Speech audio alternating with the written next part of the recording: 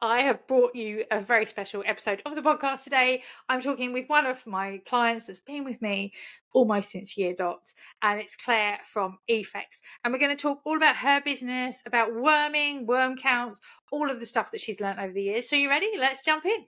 You're listening to the Stable Business Podcast. I'm your host, Jenny Bush, here to chat all things equine business with a new episode every week from me or from the best in the biz. Now, don't forget to leave a review and, of course, hit the subscribe button so you don't miss an episode when it drops.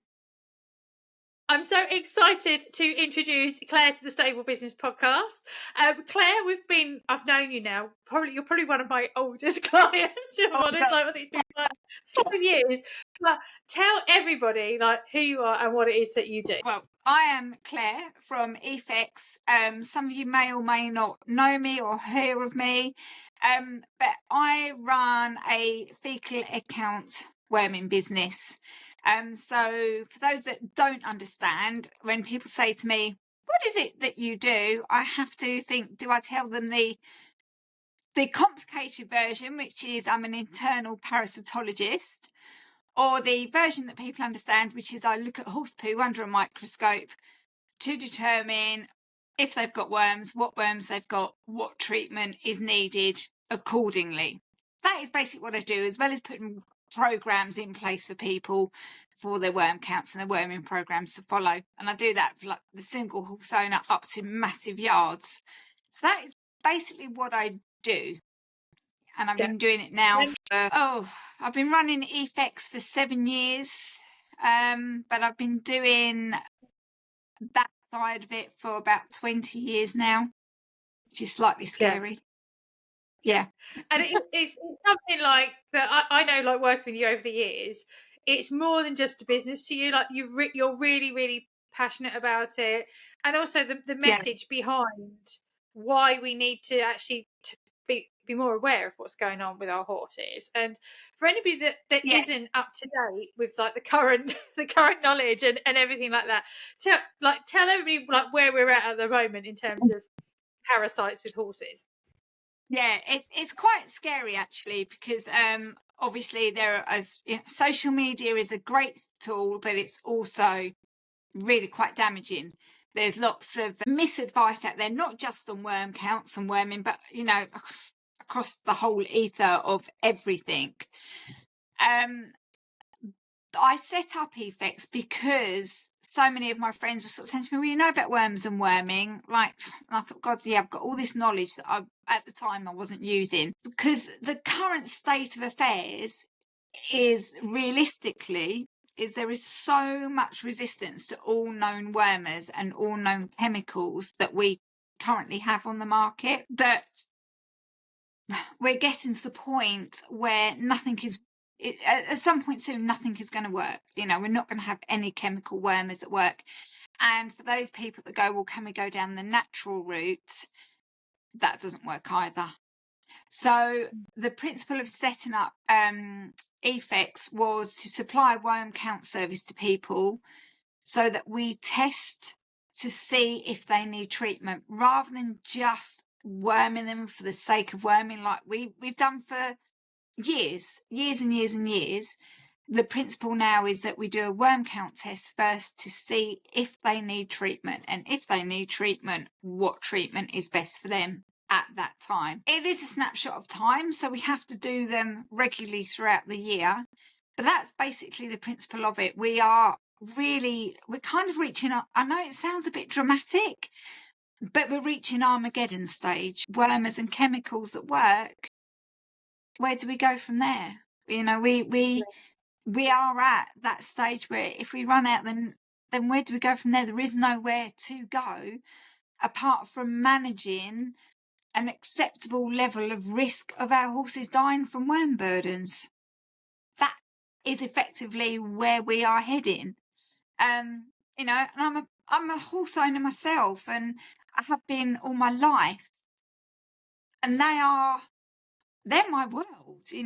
I've got my dogs, I've got my horses, obviously I've got my other half, he figures in it somewhere, but my life revolves around those 4 horses out there. And to think that we could ever get to a point in my lifetime, which we will if we carry on the way we are, that I've got to take a risk on whether or not my horses live or die because we've too overuse of chemical wormers.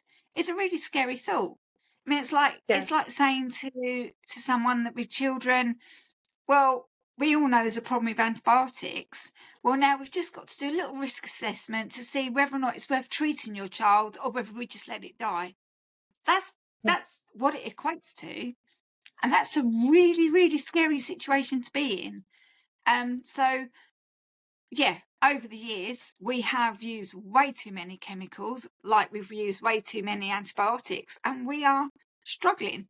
We're really struggling to keep resistance under control to help prevent the worm population. It's slightly scary, but that's where we're at. Yeah, and I know it's one of those things that drives me mad because I often see it in Facebook groups and things, and they're just like, "Oh yeah, I can't bother with that. Don't trust the worm counts and whatever." And like, it's so frustrating, isn't it, when people and again, the people who are saying all this stuff come forward with such like, I don't know what the word is, like confidence. Yeah, as if they know everything, and it's like, actually, like it is. Yeah, it's really difficult because the advice on anything changes so much, and what was relevant 2 years ago even isn't relevant now. It changes so much, and it may not change for a few years, and then all of a sudden the guidance, the up-to-date research changes again. And we're constantly evolving. And it is, as I say, social media, it's a tool. And I see it as a tool. And I have very much a love-hate relationship with it. I really, really do. Because I stay away from a lot of the conversations about wormers and worming on Facebook. So a lot of my clients tag me and they go, "Oh my God, have you seen this?" I'm like, and what's your response? I'm like, well, I'm not going to respond on a public forum. I'm not going to get into an argument on a public forum. If people come to me for advice or people recommend me for advice, they will get my advice and my reasoning. But yeah, it's scary. Yeah, and really. you just think, and I know we've done some posts in the past, like, actually, if you wouldn't trust Facebook Fiona to look after your horse, why are you actually listening to her advice on social media? Like, you've got to actually have that team around you who you trust, who you can ask, who you know has respect for like what has got their finger on the pulse almost.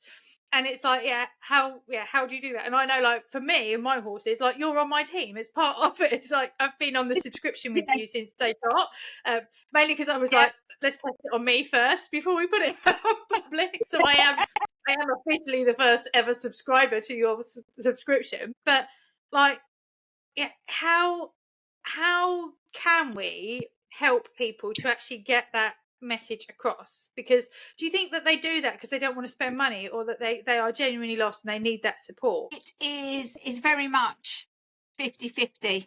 I really, really think it is. I do think there are a lot of people that they genuinely can't afford it, or they just don't want to spend the money on doing a worm count. They think, oh God, well, if it's got worms, I'm going to have to worm it anyway, so let's just shove a wormer down its throat. And there are those that are genuinely, they don't understand. So they go to a public forum for support. But I feel that all that does is confuse matters even further, because you'll get so much conflicting advice. People are becoming more aware that there are people like myself out there that to help advise. But there are also, how can I put it? There are levels of expertise. We may all have the same qualification, if you like, but it's a bit like my farrier. My farrier is highly qualified, highly trained. He's expensive, but he's worth it.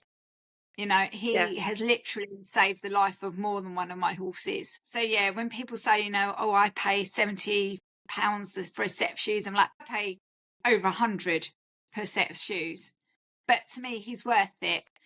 And it's a level of expertise. And yes, there's people that are qualified out there. It's a level of expertise.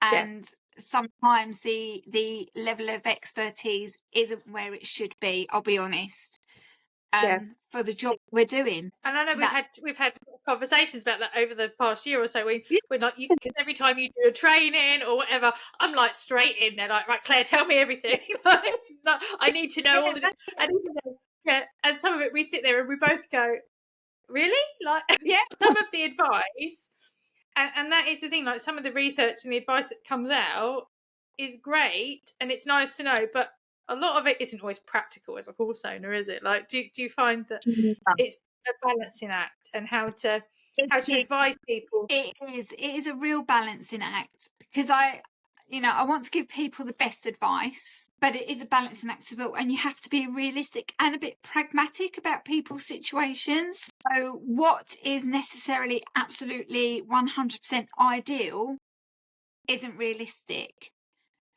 So with everyone that I work with, I try to be very realistic and very pragmatic about their situation, whether they're a single horse owner, multiple horse owner, or they're a stud or a livery yard. You have to cater for everyone as an individual. And yes, that takes time and thought. It's not a scenario where one thing suits everyone. It takes time and thought. And, sometimes I think, do I make a bit of a rod for my own back with the service that I give people? But I couldn't not. I just couldn't not. I couldn't not do the best that I can for them. That just isn't in my nature. Well, it's going out there and giving the blanket advice that you get as an SQP. It's not practical for everybody, and it's got, and that's what I like. I know there's been situations they've come up with my horses, and I know when Nugget first started to deteriorate, bless her, and she got over 20, and the first thing we spotted, wasn't it changed in her worm counts. It really, really did. And everything that, with the best will in the world, you were doing everything right, but there was still the indication there that her immune system was compromised. So, and that's when you have to start thinking, well, okay, that, there's a reason they've got a compromised immune system, but there's no point saying to me saying to you, well, keep testing. You've got to find something that works for you as the owner. And then, as you say, that was, it quite often is an early indication, but you just have to be very realistic and work with the people as best you can for what their situation is. And I think that's what she's had much longer. No. But it does. It shows that, because each time you get that, it's like, it's not. I think it's what a lot. Do you find that this is what a lot of people struggle with when it comes to worm counts? Is they expect you to, they expect that test to tell them everything, which it doesn't, does it?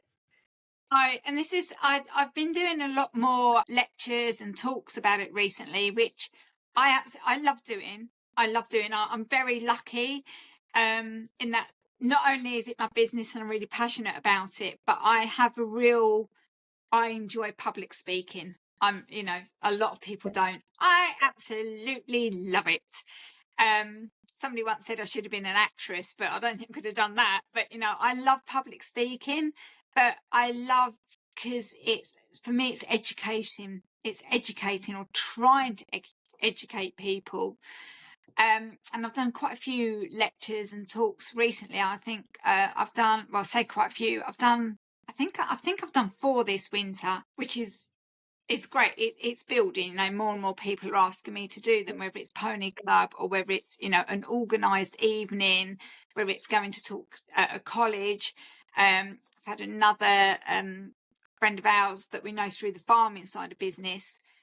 He's actually asked me to work in conjunction with a university down in Kent, lecturing, which is a slightly scary thought, because I'm like, oh God, these people are going to be, massively more qualified than I am.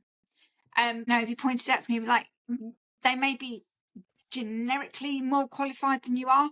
You are specifically qualified and knowledgeable in your area of expertise. So that was, hopefully something will come of that. But I just enjoy getting out, talking to people, educating them. And it's really interesting when you do that as well, just how different everybody's circumstances are. Yeah. You just don't appreciate how different everybody's circumstances are. But what really comes across from doing them is quite a lot of people go, well, I worm counted in the summer. Yeah, well, I did a worm count in the summer. Well, for example, redworm has a 3-weekly life cycle. That's predominantly what we test for. It's 52 weeks in a year. One worm count in a summer isn't going to tell you that your horse is healthy or not, or carrying a worm burden or not. It is a snapshot of time. And we have to get across that actually we need regular worm counts to build a picture. And even then, we can't necessarily build a picture within the first year. Sometimes it can take 2 or 3 years, and then you really see patterns developing for that particular horse or those particular horses or that particular yard. So clients that I've had with me for a long time, there's certain times a year when I get their samples back and I go, oh God, I know without testing what the answer is going to be here. And it's just a pattern that they've developed.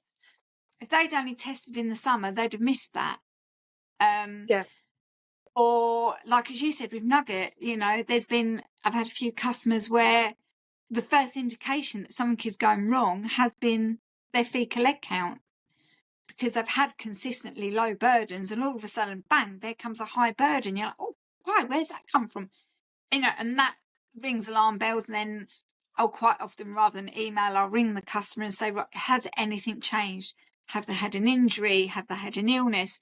And try and determine why that has happened. And,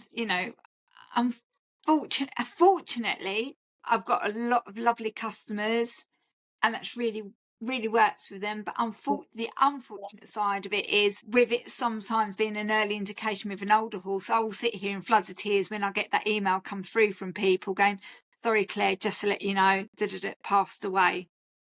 But I feel like I've done the best I can for them, because we gave them that pre-warning that something wasn't right. I'm not saying that worm counts give you an indication of your horse's overall health, but if we do them regularly, we know what the worm burden is like for your horse and for that land, and we can set up a program accordingly. But also it can be a really good indication if something is going wrong, if something is compromising the immune system. And we just have to make people aware as well that, once yearly, twice yearly really isn't enough. We need to test them about 4 times a year, once every 10 weeks from March through to sort of November really now. And it works about 4 times a year. Sometimes it's more. If they have really high burdens, we retest. And sometimes it can work out less. If they've got consistently low burdens, we can do that every 12 weeks rather than every 10. And that only works out then about 3 times a year. But it's educating people that it is a snapshot of time. It really is. We can't test for everything, and it is a snapshot of time. So we need to make it a regular program so we can actually see what's going on. Yeah, and again, easy to actually do.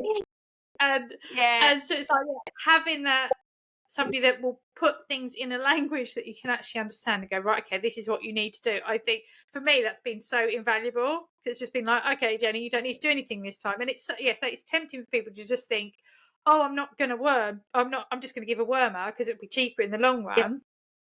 But for me, it hasn't really.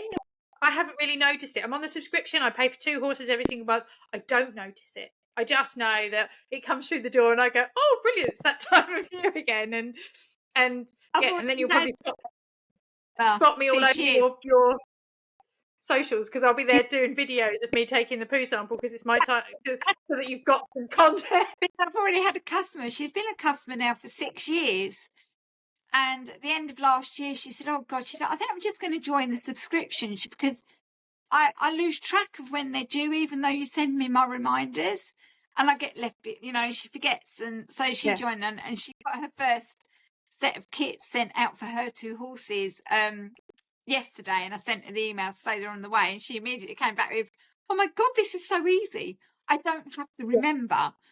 I was like, you just actually got to do the samples and put them in the post. But so and you really, know, I'm bad on that too. Sometimes they'll sit here a week and I'll be like, oh yeah, just. But we're halfway there. You've got them, so they're there. They're constant visual reminder that they've been doing.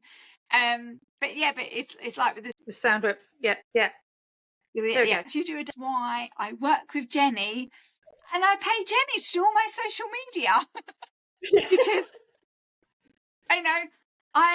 whereas I'm really passionate about what I do and looking after all my animals, I certainly haven't got the brain power and the brain space to think, oh yeah, I could make a nice little video out of doing the poo picking. No, that's your department completely. Yeah. It is. It's what I say to a lot of people because it's not something that I do for everybody anymore. It's like the social media side. But when you came on board, like with me, it was one of those things that I was doing. So it's kind of, I still do it. But the reason I still do all your social media is also because when I'm coaching people, when I'm helping other businesses, I can see what works from a different perspective because you're more products sort of based and I can see what's working, whereas I'm more service. So I've always got my finger on the, like trying to keep my finger on the pulse. Okay, so you're kind of an experiment half the time. It's like, oh, what's working? But it's always funny that with the social media, and I often say this to my clients, like sometimes it's the random things that really get the crazy results. You did a reel last year. It was quite random. It was it. It was I've decided owning horses is one thing and riding them is another. That almost went viral, didn't it? Yeah, and it was just it went crazy. That one and the one of me kicking the frozen poo into a poop scoop. That one. And it is. It's sometimes having those moments. And I'll often say to people when they come into the social media, like just do those little odd things because that's what people like. And you need to have that range of reach, like stuff that's going to reach people as well as stuff that's going to sell your stuff. And to do it, like then I think I'm just looking at what we've done, and I did one for you with like a guy sitting there going more, and I said, how many times have you moaned about the mud this year? That's had 3,480 views, and you've got quite a small following. It's like and sometimes it's those silly things, but again, it's like how can we sort of push up the reach? How can we get your business out there? How can we grow? Like, what would you say, like your advice for people, like what you've learned in business over the last 7 years? Like, what would your advice be? God, it's tough. Yeah, I'm not going to lie. It's tough. I love what I do, but it's tough. You have to have a passion for the business you're in.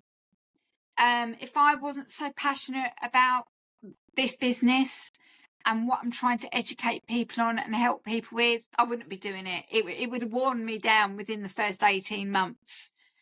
It is tough. And for me, the hardest thing to learn from a business point of view is to be able to let go a bit.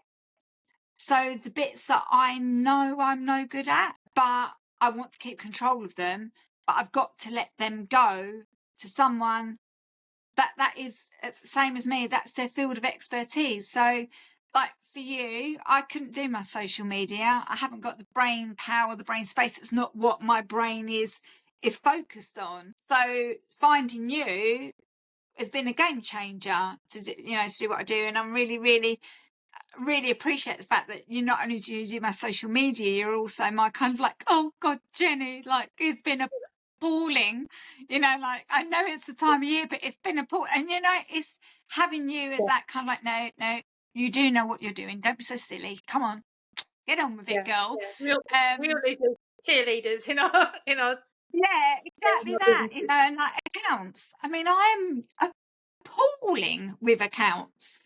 Anyone that knows me will go, oh my God, Clare and figures, they just don't go together. I'm a practical person. Yeah, Clare and figures just don't go together. So, but kind of like being brave enough to walk away from that side of it, because you know what's in the bank and you know what's got to go out, but actually being brave enough to sort of kind of like let that side of it go and get someone to report back to me has been really hard. And at some point this year, I've probably got to let go in as much as not let go, but I'm going to have to, because it is just me. And when it's busy, I will work 12, 14-hour days. And some people might go, well, I do that anyway. But actually, it's Why you it's set up a hard. business, is it? Yeah. No, it's not at all, and as I say, I've got the horses, we're here on the farm, there's other stuff going on that needs my attention as well. That's so I'm going to have to give in and get some help at some point. I'm going to have to do it, but it's going to be brave. It's having to be brave enough. And I had a conversation with somebody the other day. It's being brave enough to accept that there might potentially be someone else out there that is going to be as passionate as you are about your business. Yeah. And that's something that it's a constant learning circle. It's a constant curve of learning in business. It absolutely is. It's as much as it's hard and it's a constant learning curve, there's also the real highlights. Like I had a lady message me today, and funnily enough, I've been hiring their arena because they're 5 minutes up the road from me, and I'm, rightly or wrongly, when I'm out playing with my horses, I don't mention who I am. Like my horses are my passion, they're my hobby. I don't mention who I am. And she sent me a message this morning saying, oh my God, I've just realised who you are. You've been coming and using our arena, and I've had so many people tell me to contact you to put our programme in place. When are you next coming so I can talk to you? But it was really lovely to hear that kind of like, oh my God, I've just realised who you are. It made me feel kind of like, oh, people know me. They know me as my business, whereas, not just as an individual. People actually know me as my business and for my business. And that was a real kind of like, yes, moment. This morning, I was like, oh God, yeah. So that's lovely. And the latest lecture evening that I did, the ladies that were there, they were all kind of like, oh yeah, we've heard so much about you. It's been lovely to meet you. So yeah, that then makes it all worthwhile. Really, really does. I know I'm not some people in business chase awards and recognition that way. None of that's ever really bothered me. What I've always wanted is just recognition for my business, for what it does for people, and the recommendations that way. That's all I've ever wanted. And I feel now, 7 years in, that's really starting to come to fruition. But it has, it's taken 7 years. Yeah. So It's not, it's like knowing that you've got that business that you can actually move forward with. But yeah, and it is, and I often say to people, what you do now doesn't pay off straight away. And I think sometimes we expect that we live in this instant world where we think, oh, if I do this now, if I put this out on social media, it's going to pay off now. No, actually, it'll pay off whenever. It might pay off 3 months, 6 months, 12 months down the line. I had a new one-to-one coaching client recently, and she told me that she'd listened to every single episode of my podcast. Every single episode. There are 190 episodes. Oh my God. Can you imagine the hours that takes to even listen before she even started to work with me and book in? So I often say to people, sometimes you don't always see that results in your business, but you just have to trust that as long as you're passionate, as long as you're being yourself, as long as you are running it in a way that feels aligned to you and where you want to go in business and what you want, that's what matters more. than actually just trying to showing up. Like, as you're always saying to me, keep showing up. People buy people, and keep showing up. As hard as it is, keep showing up, whether that's, like as a social media online presence, or, through email marketing, through going and putting yourself out there and talking to people. As I say, something I really enjoy and I love doing. And, I would love to go out and, my ultimate would be to run a series of lectures around the country. I'd be like, yes, I'd love that. That's something to work on for the future, Jenny, just saying. Putting out But keep yourself out there, and and don't give up. It's very easy to give up, but that's why I said earlier, unless it's something you're really passionate about, I'm not sure that my advice would be someone, if you want to set up in business, fantastic, but make sure that it's really what you want to do and you're really passionate about doing it, because it does get hard, it does weigh you down. And for the first 4 years, not 4 years, 3 years, I was still working part-time as well. For the first 6 months I was still working full-time, then I went part-time, and I'm still working part-time 3.5 years into the business, because money isn't instant either. That's the other thing, money isn't instant. There's lots of hidden overheads that you just don't take into account for. Lots of hidden overheads. It's not going to be instant financial freedom. That's my other sort of big piece of advice for people, is it's not instant financial freedom, and you really do get back what you put in. So, yes, it'd be lovely to, go and say, well, I'm going to go and ride my horse, and I'm going to go and do this, and I'm going to go and do that. And that's why I set my business up, to give me more time with the horses. And that is one of my reasons I did it. But do you know what? When I am busy, I reckon a good 7-8 months of the year, I see less of them than I would do if I worked for somebody 9 till 5. Yeah. And that, that's why I then put the hours in. I'm up at stupid o'clock in the morning, and I'm still going to stupid o'clock at night. And then, as I say, that normally also, unfortunately, hits with harvest at the farm, and they all go, well, you can jump on the tractor as well. But, as you know, I've more than once, I've finished in the office, I've gone out and done the horses, ridden another 1 or 2, and then jumped in a tractor and worked most of the night. But, that, don't get me wrong, it's a lovely lifestyle, and I'm really, really lucky that, we have that lifestyle. But, it's not champagne and roses. It's very much a lemonade lifestyle. Unfortunately, I've often joked that, out of all the jobs, you've probably got the real one, because it's all shit. Like, literally. Yeah, it really, really is. If I'm not shoveling it or looking at it, I'm transporting it, Yeah.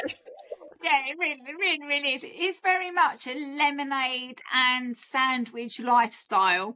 One day, you never know, I might get to go on holiday again. But yeah, you do have to, have a passion for what you're doing. Definitely. Yeah. That is a question we used to find.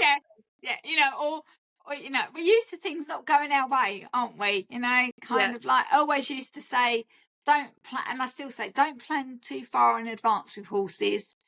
They're great levelers. And I still say that even now, kind of like, don't, I've got an exciting coming up 5-year-old. And it would be really easy to map my season and my year out with him. And I'm like, no, literally map it out a month at a time. Because they're great levelers, and business does the same.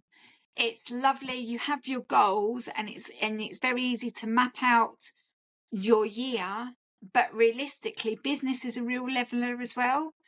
And you can map it out, but you've also got to be prepared to change it and mix it up. Think that's going to work.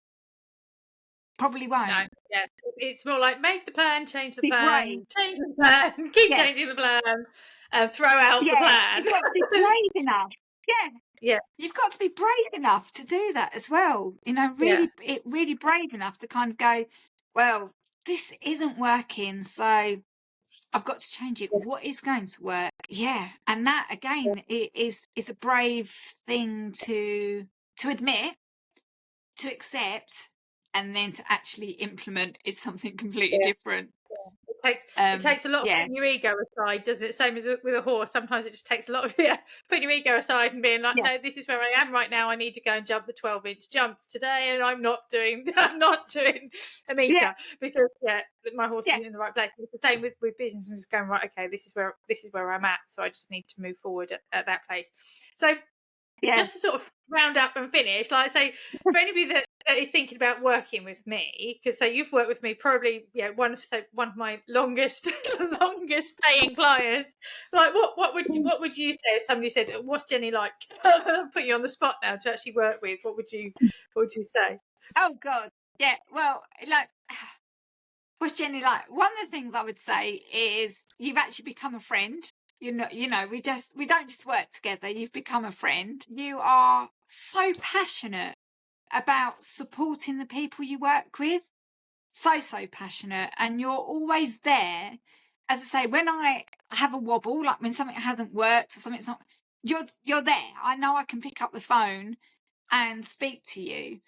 And if you're busy, you know, I know you'll get back to me as well. But you're so passionate about supporting people, about trying to get the best out of them in their business and the best out of their business for them.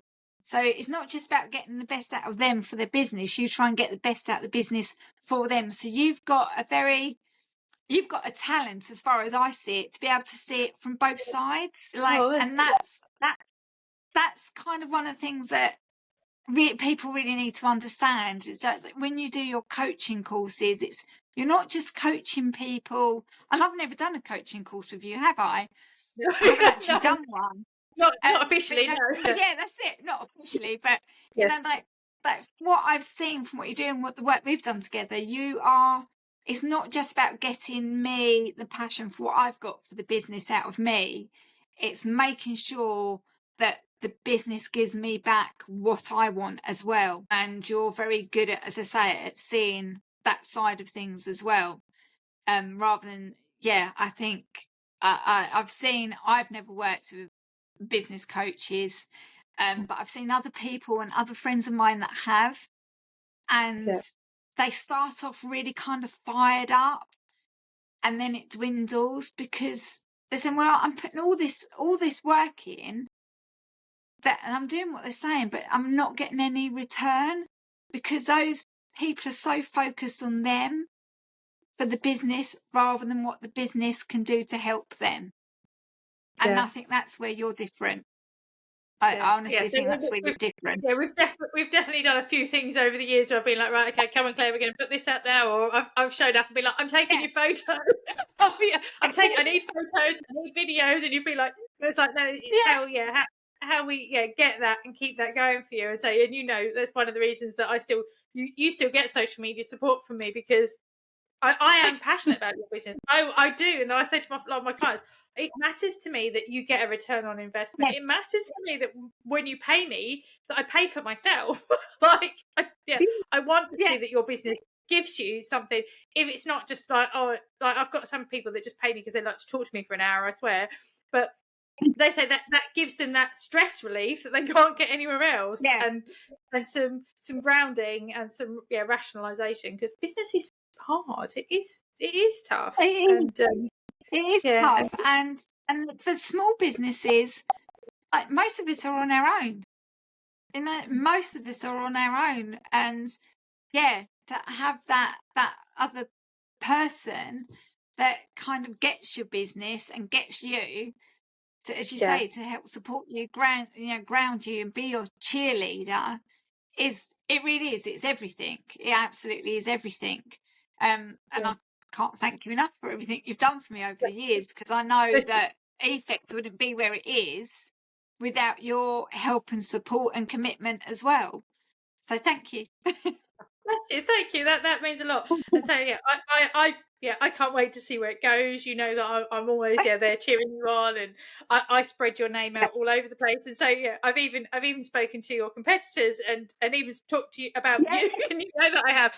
And again, they've been really like, yeah, Claire does an amazing job. Like, and I bet they'd snap you up in a heartbeat. But again, it's like how you're so passionate about it, and I think that is really important as well. Like going forward in terms of the equestrian injuries, like banding together and actually all singing from that same hymn sheet, all being there to support each absolutely. other, because there is enough business. I mean, there's enough horses. You can't test Yeah, every single horse in the whole UK. You just couldn't cope. yeah. But for anybody that is thinking, yeah, like they want to find out more about EFECS, they want to find out more about you, or if they've got like a business or a livery yard and they're thinking, I want to get on the plan with Claire, like what do they need to do, Claire? You can either look at the website, but best thing really is if you've got questions, is either to call me or send me an email, or send me a message through the business page. You know, and don't ever think that a question is stupid or it's not worth us asking. So email me or call me or send me a message through the business Facebook page. I will always get back to you. I'll always respond to you. And please don't feel that any question is stupid or shouldn't be asked.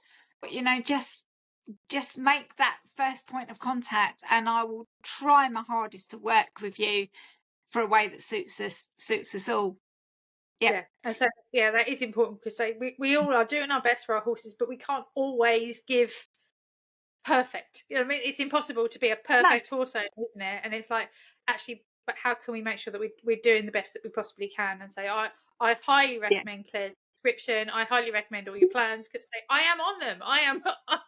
A lot of my clients will also tell you that once they work with me, I become their client as well. In that I like to go through the systems. I like to test it all out. I like to go, okay, how can we improve Yeah, this? So yeah, and yeah, and yeah, I do. I tell all my friends, there's nobody I trust more, and like I would take your advice on worming over my vets any day. As much as I love my vet, I'm very self-committed to my vet.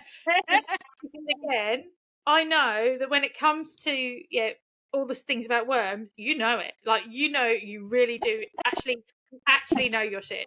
Whereas Claire knows her shit. So I'll say it again. Whereas my vets are brilliant, but I know that they don't have the same passion. They don't understand my horses as much as you do, because they don't have the time or the energy to put in. it's a specialised field that I specialise in, and I don't have to. My brain power doesn't have to be taken up with other stuff. You know, it's a specialist subject that I specialise Yeah. in. So Yeah. that's where all my training and everything goes. I don't have to train over a range of subjects. It's specifically on one, Yeah, and and you've that's got the big difference. case study after case study, day in, day Oh out, yeah, and you've been able to learn things that a lot of people would take a lifetime to learn, because they're not in that field. So so yeah. do get in touch with Claire if you've got any questions about worming. So she is your girl, definitely. And thank you Thank so you. much for joining me today, Claire, because I know I really put you on the spot. I was like, no, you're coming on today. Because we've been talking about this for Right. years and years, and it's like, no, Yeah, it's time. So I really appreciate you yeah. taking an hour out this No, afternoon to actually come on. And okay. No, yeah, it's been fun. Been good. thank you so much. All right, Right, there you're we go.